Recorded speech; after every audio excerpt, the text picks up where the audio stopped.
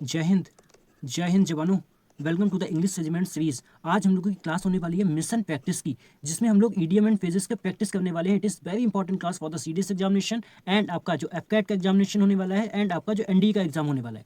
तो हम लोगों ने 5 क्लास हम लोग ऑलरेडी कर चुके थे ईडीएम एंड फेजेस की। आज की क्लास में सच में आपको मजा आ जाएगा। आज हम लोग 25 क्वेश्चन की क्या करेंगे, प्रैक्टिस करने वाले हैं। पहले हम लोगों ने क्लास की थी, अब हम लोग उसकी प्रैक्टिस करेंगे जो आपको सच में रिक्वायरमेंट होता है। अगर आज आपने पूरी क्लास देख ली ना, सच में आपको ईडीएम में कोई दिक्कत होने वाली नहीं है। तो जितने भी लोग हैं सबसे पहले अपनी प्रेजेंट लगा देंगे। जय हिंद। और जितने भी लोग हैं please do subscribe this channel. जितने भी लोग नए हैं शेयर कर देना अपने सभी फ्रेंड के साथ और लाइक करना प्लीज़ डू नॉट फॉरगेट। ठीक है, चलो आ जाओ।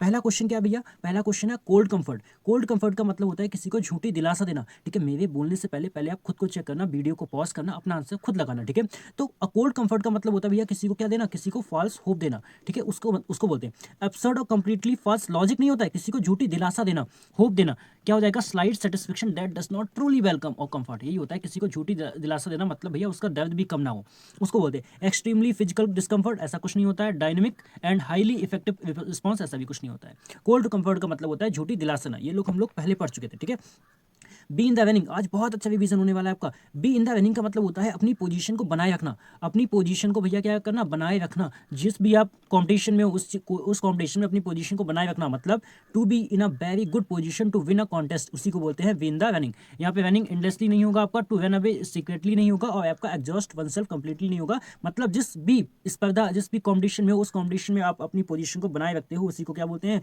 उस रेस में अपने आप को बनाए रखना, उसको बोलते हैं टू विन द रनिंग। ठीक है, चलो। फिर योर ओन नेस्ट, क्या मतलब होता है फीदर योर ओन नेस्ट का? मतलब हमने पढ़ा था ना, कोई भी काम कैसे करना, डिसऑनेस्ट वे में करना। ठीक है, कैसा करना, डिसऑनेस्ट वे में करना, अपने फायदे के लिए कोई काम करना। ठीक है, ओन नेस्ट के लिए आप कोई काम करके पढ़ा था ना वहां पे। अब इसका यहाँ पे क्या हो जाएगा, इसका टू बिहेव विद एक्स्ट्रॉर्डनरी नहीं, टू डेकोरेट वंस होम नहीं, क्या हो जाएगा, to make own self rich specially through dishonest mean. देखो आ गया ना answer. To build a secure environment, ऐसा कुछ नहीं होता। इसका feather your one's own nest का मतलब होता है कोई भी काम डिसऑनेस्ट, मतलब अपने फायदे के लिए करना। ठीक है, चलो। सी चेंज, अब भैया सी चेंज क्या होता है? सी चेंज क्या होता है? कोई भी आपका मेजर जब चेंज हो जाता है, मेजर चेंज का मतलब होता है बहुत आपका ह्यूज चेंज, कोई बहुत बड़ा आपका चेंज हो जाता है, उसी को बोलते हैं सी चेंज। ठीक है, उसको ही क्या बोलते हैं, सी चेंज बोलते हैं। तो ऑप्शन क्या हो जाएगा आपका? अनएक्सपेक्टेड न्यूटिकल जर्नी नहीं। अब प्रोफाउंड और नोटेबल ट्रांसफॉर्मेशन, प्रोफाउंड का मतलब होता है वेरी डीप। ठीक है, उसी को क्या बोलते हैं, ट्रांसफॉर्मेशन का मतलब भी क्या होता है, चेंज, उसको बोलते हैं। टू बी हाईली कंफ्यूज्ड, ऐसा नहीं होता है। Slight adjustment made to a continuous project, ऐसा नहीं होता। ठीक है, सी चेंज का मतलब होता है मेजर चेंज। ठीक है, स्ट्रॉ इन द विंड, ये पढ़ाया था ना हमने। स्ट्रॉ को ऐसे फेंक रहे हो कि वो वहां पे जा ही नहीं रही है, स्ट्रॉ को विंड फेंकना बहुत मुश्किल हो रहा है। तो यहाँ पे क्या हो जाएगा, अ माइनर हार्मलेस स्विमर।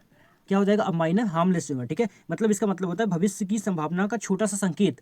और स्ट्रॉ इन द विंड का मतलब होता है कोई भी चीज़ जो आपके फ्यूचर में होने वाली है, उसको आपको क्या मिल रहा है, इंडिकेशन मिल रहा है भैया, इंडिकेशन। ठीक है, तो आपको स्ट्रॉ इन द विंड का मतलब होगा माइनर हार्मलेस स्विमर। ठीक है, बस इस क्लास को जो पूरी देख लेगा ना, उसको सच में आज लास्ट में आपको बहुत अच्छा फील होगा। ठीक है, to turn over new leaf का मतलब क्या होता है? To turn over new leaf का मतलब होता है अपनी आदतों को सुधार करना, एक नई शुरुआत करना। मतलब क्या करना, क्या करना, न्यू बिगनिंग, है ना, क्या करना, न्यू बिगनिंग। तो यहाँ पे क्या हो जाएगा बताओ, यहाँ पे हो जाएगा क्या, to change one's behaviour for the better. ठीक है, to turn over new leaf का मतलब हो जाएगा to change one's behaviour for the better, मतलब अपने आप में सुधार करना। अब न्यू लीफ आती है ना, तो जब भी होली का टाइम होता है वहाँ पे न्यू लीफ आती है, उसका मतलब क्या होता है, उस चीज़ में चेंज हो रहा होता है, उस चीज़ में कुछ नई शुरुआत होती है। ठीक है, उसको बोलते हैं। एट 6 एंड 7 का मतलब होता है कोई चीज़ जब आपकी कैसी होती है, पूरी तरीके से डिसऑर्डर में होती है। कैसी होती है भैया, डिसऑर्डर में होती है, डिसऑर्डर में। तो यहाँ पे क्या हो जाएगा, इन अ स्टेट हाई प्रॉस्पेरिटी नहीं, in a state total confusion और डिसऑर्डर में होना। ठीक है, उसको बोलते हैं एट 6 एंड 7। ठीक है, चलो।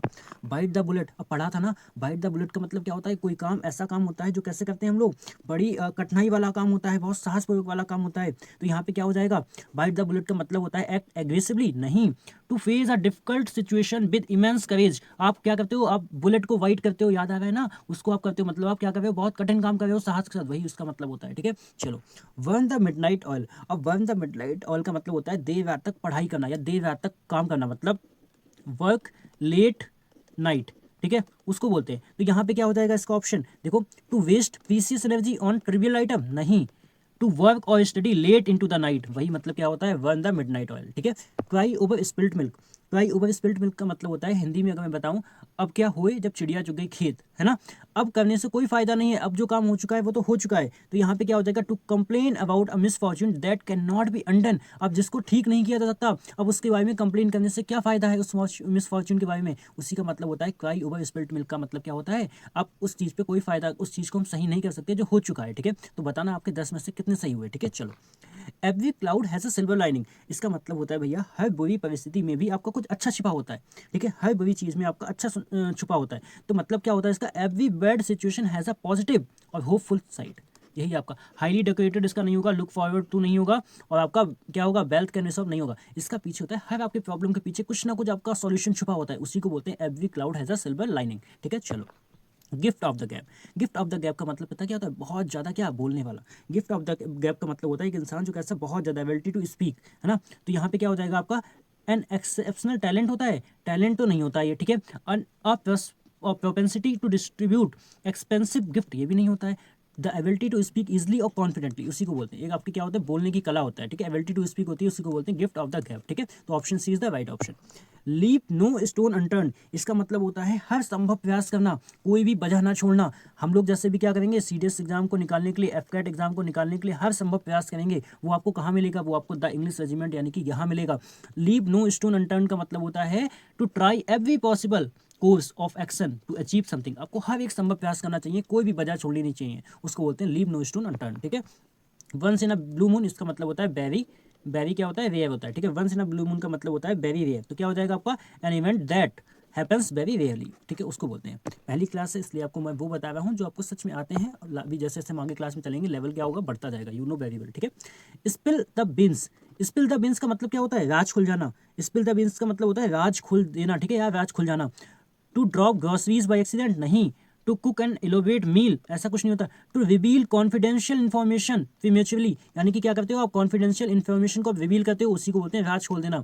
स्पिल द बीन्स का मतलब क्या होता है, राज खोल देना, वही होता है जो मतलब होता है कैट आउट ऑफ वैग का होता है, ठीक है, कैट आउट ऑफ वैग का होता है। स्पिल द बीन्स का मतलब होता है कोई आप सीक्रेट को ओपन कर देते हो, ठीक है। चलो, थ्रो थिक एंड थिन, इसका मतलब क्या होता है, थ्रो थिक एंड थिन का मतलब होता है भैया सुख दुख हर परिस्थिति में साथ देना। बताया था ना, एक आपकी लाइफ में एक फ्रेंड होता है, आपको याद आया क्या भैया, अरे जी आपसे पूछ रहा हूँ, है ना। थ्रू थिक एंड थिन, हर परिस्थिति में आपका एक ऐसा फ्रेंड होता है, साथ देता है, मतलब through bad, through both good and difficult time, ऐसा इंसान जो दोनों समय पे होता है, आपके अच्छे समय पे भी होता है, खराब समय पे होता है, उसी को बोलते हैं थ्रू थिक एंड थिन, ठीक है।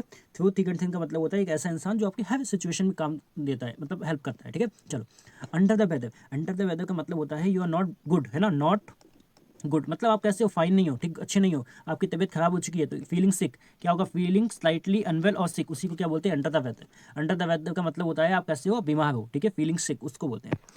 18, अ वाइल्ड गूस चेस, इसका मतलब होता है पता, कोई भी चीज़ आप जब बेकार में व्यर्थ खोज करते हो किसी चीज़ की, ठीक है, वो चीज़ कैसी होती है, यूजलेस, यूजलेस आपका चीज़ जो होती है उसको बोलते हैं। तो आई वाइल्ड गूस चीज़ का मतलब क्या हो जाएगा, जैसे क्या हो जाएगा, foolish and hopeless search for something unobtainable. Unobtainable का मतलब होता है जिसको पाया ही नहीं जा सकता, जिसको प्राप्त ही नहीं किया जा सकता, वही होता है हमारा क्या, अ वाइल्ड गूस चीज़, ठीक है। फूलिश एंड होपलेस, वो चीज़ आपकी कैसी होपलेस होती है, ठीक है। चलो, the elephant in the room, अब आपके रूम में एलिफेंट आ गया है, मतलब ऐसी बड़ी समस्या जिसके बारे में सब जानते हैं लेकिन कोई बात नहीं करता है, एक ऐसी प्रॉब्लम जिसके बारे में सब जानते हैं, ठीक है, लेकिन बात क्या करता है, बात कोई नहीं करता है। तो क्या हो जाएगा इसका ऑप्शन, ऑप्शन हो जाएगा a massive visual spectacled an event नहीं, अ मेजर प्रॉब्लम और controversial issue which is obviously present but avoided. मतलब एक इतना बड़ा इशू, इतनी बड़ी बात, वो जो इंसान सब जानता है लेकिन उसको उस पर बात नहीं करते, उससे हम क्या करते हैं, बसते हैं, उसी को बोलेंगे the elephant in the room, ठीक है। 20, एंड एक्सट्रूगेंट का मतलब होता है अपना स्वार्थ, वही वाला, ठीक है, अपना स्वार्थ पूरा करना, ठीक है, अपने लिए काम करना, सेल्फिश के लिए, ठीक है, कैसे वे में, आप सेल्फिश वे में जब काम करते हैं उसी को बोलते हैं, ठीक है। तो यहाँ पे क्या हो जाएगा, हैविंग अ प्राइवेट रीजन होता है और आपका मोटिव होता है फॉर डूइंग समथिंग, आप अपने कैसे अपने खुद के लिए, हित के लिए काम करते हो, ठीक है। तो सेल्फिश वे में का काम करते हो उसको बोलते हैं एक्सट्रूगेंट। अब आप बताना 20 में से आपकी कितनी कितनी सही गई हैं, ठीक है, कितने आइडियम्स आपके सही हुए हैं, ठीक है। चलो, beat around the bush, beat around the bush का मतलब होता है भैया बात को घुमा फिरा के कहना, अवॉइड क्या होता है, avoid main topic, main topic से क्या करते हो आप, बचते हो, उसी को बोलते हैं बीट अराउंड द बस। तो यहाँ पे क्या हो जाएगा आपका, to clear fields for agriculture purpose नहीं, to approach a subject without coming to the main topic, लिखा है ना आपका। तो बीट अराउंड द बस का मतलब क्या होता है, आप किसी भी चीज़ से, किसी भी मेन टॉपिक से क्या करते हो, बचते हो, ठीक है। चलो, fit as a fiddle, fit as a fiddle का मतलब क्या होता है, फिट एज अ फिटल का मतलब होता है जैसे कि आप पूरी तरीके से स्वस्थ हो, तंदुरुस्त हो, ठीक है, उसको बोलते हैं फिट एज अ फिटल। मतलब क्या हो जाएगा आपका, एक्सट्रीमली क्रिएटिव नहीं, in a very good physical health और कंडीशन, उसको बोलते हैं फिट एज अ फिडल का मतलब क्या होता है, फिट एज अ फिडल का मतलब होता है वेरी गुड फिजिकल, ठीक है, हेल्थी एंड कंडीशन में होना, ठीक है। चलो, in the nick of time, in the nick of time का मतलब होता है जैसे कि आप कोई भी काम जब कैसे करते हो, लास्ट मोमेंट पे करते हो, लास्ट मोमेंट पे काम करते हो, उसी को क्या बोलते हैं, in the nick of time, ठीक है। इसको बोलते हैं एट 11th आवर, ठीक है, क्या बोलते हैं, एट 11th और, ठीक है। उसका भी मतलब क्या होता है, उसका भी मतलब होता है आपका बिल्कुल लास्ट में कोई काम करना। तो यहाँ पे आपका क्या हो जाएगा, at the last possible moment before before it is too late. आप कोई काम in the nick of time करते हो, मतलब बिल्कुल अंतिम क्षणों में वो काम करते हो, ठीक है, उसको बोलते हैं in the nick of time. Cost an arm and a leg, मतलब क्या होता है, इसका मतलब होता है बहुत ज़्यादा एक्सपेंसिव होना, कोई चीज़ जब बहुत ज़्यादा कैसी होती है, महंगी होती है। और महंगाई के लिए एक वर्ड आता है डियर, डियर का मतलब भी आपकी एक महंगाई होती है, डियर का मतलब एक आपका प्यारा भी होता है, और डियर का मतलब क्या होता है, महंगा भी होता है, ठीक है, दोनों मतलब होते हैं। मतलब क्या हो जाएगा, एक्सट्रीमली एक्सपेंसिव और हाईली प्राइस, उसको क्या बोलते हैं, उसको बोलते हैं हम लोग cost an arm and a leg.